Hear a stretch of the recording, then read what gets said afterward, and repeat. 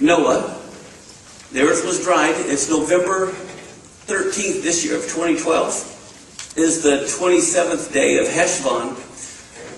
I have the 28th day of Heshvan. Let's see, November 13th. Oh yeah, I'm pointing out November 13th. The Genesis said it was on the 27th day that the earth was dried. And guess what? So the next year, or the next day, is the first day of Noah's new life. And we have another total solar eclipse this year on the very day after Noah stepped off the ark on the biblical calendar. So you can see that this year also is going to be pretty exciting with what's coming. In other words, it's like new beginnings. Now, if you remember April 4th, 2015, we have the total lunar eclipse on Passover. This is after the total solar eclipse on Nisan 1 in 2015.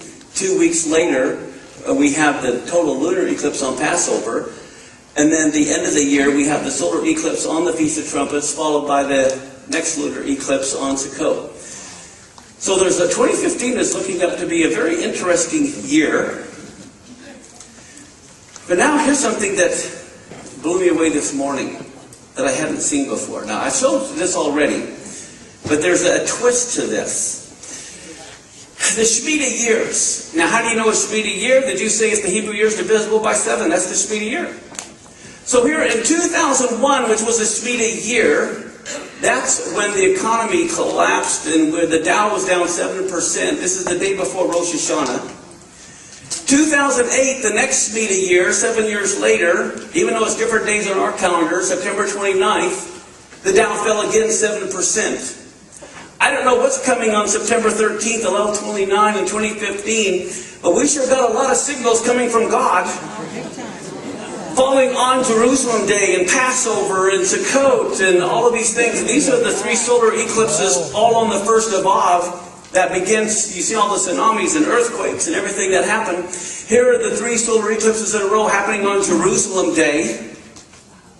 There was one last year also on Jerusalem Day. Okay. And there's one next year that falls, I think, like the day after Jerusalem Day.